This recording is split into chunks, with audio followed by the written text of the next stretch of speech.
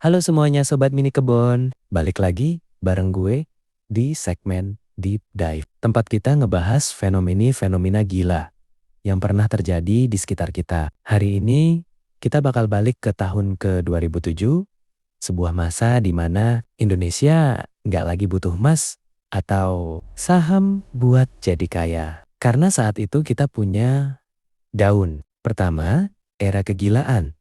Ketika logika pindah ke pot tanaman, bayangkan kalian hidup di tahun di mana sebuah tanaman bernama Anthurium gelombang cinta punya status lebih tinggi daripada mobil mewah. Gue gak hiperbola ya, ini realita yang terjadi. Barter yang gak masuk akal. Ada kisah nyata di mana orang rela tukar Toyota Avanza yang masih bau dealer cuma buat ditukar sama satu pot tanaman yang daunnya punya lekukan sempurna, keamanan level VVIP.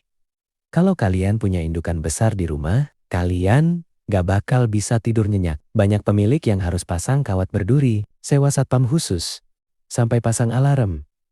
Kenapa? Karena pencurian tanaman itu lebih marak daripada pencurian motor saat itu. Gaya hidup OKB, punya gelombang cinta di teras itu adalah cara paling flexing. Tetangga nggak perlu lihat rekening bank lo. Cukup lihat ada berapa pot anthurium di depan rumah. Mereka bakal langsung sungkem. Kedua, strategi mafia tanaman, The Puppet Masters. Pertanyaannya, kok bisa harga selembar daun harganya puluhan juta? Jawabannya, permainan spekulan. Para pemain besar ini pinter banget guys. Mereka mainin psikologi massa, pakai teknik FOMO, fear of missing out. Caranya gimana? Mereka bikin transaksi palsu. Si A baru aja jual satu daun seharga 500 juta ke kolektor luar negeri. Berita itu disebar ke koran-koran. Orang-orang awam yang tadinya cuma hobi burung atau batu akik langsung putar haluan. Akhirnya orang nekat gadai sertifikat rumah atau jual aset berharga demi beli bibit. Mereka pikir kalau sekarang beli 10 juta, bulan depan pasti jadi 100 juta. Mereka lupa kalau mereka lagi beli makhluk hidup, bukan emas batangan. Ketiga, senjata makan tuan.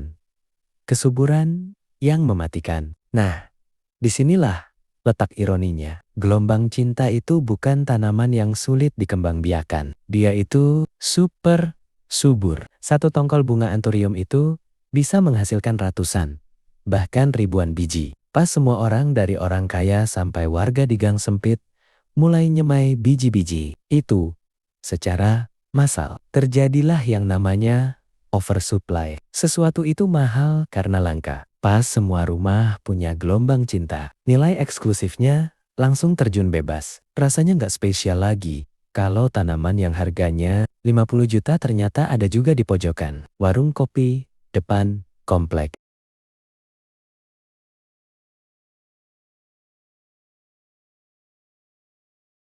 4. Bubble burst gelembung yang pecah, berantakan. Hukum ekonomi itu kejam. Sobat Deep Dive, pas para spekulan sudah merasa kenyang dan mulai tarik duit mereka, pasar langsung kolaps. Di Great Panic. Orang-orang yang beli di harga puncak mulai panik pas lihat harga turun. Mereka coba jual, tapi nggak ada yang mau beli. Free fall, harga yang tadinya setara harga rumah turun jadi harga motor, turun lagi jadi harga handphone, sampai akhirnya nggak ada harganya. Tragedi di sudut kebun. Tanaman yang dulu dijaga pakai nyawa, tiba-tiba dibiarin kering, berdebu, atau dibuang ke tempat sampah karena cuma bikin sakit hati kalau dilihat. Oke, kita tutup episode kali ini. Pelajaran mahal dari emas hijau. Hari ini, gelombang cinta mungkin cuma jadi tanaman penghias, kantor kelurahan, atau tumbuh liar di belakang sekolah. Dia tetap cantik, lekukan daunnya tetap elegan, tapi dia sudah kehilangan sihir harganya. Pesan moralnya, jangan pernah mencampur hobi dengan keserakahan. Ketika kita berhenti menikmati keindahan sebuah tanaman dan mulai melihatnya sebagai angka di atas kertas, disitulah kita sebenarnya sudah kalah. Gimana menurut kalian? Ada yang punya memori pribadi? Atau mungkin orang tua? Kalian masih nyimpen tanaman ini sebagai kenang-kenangan masa kejayaan dulu? Ceritain di kolom komentar ya.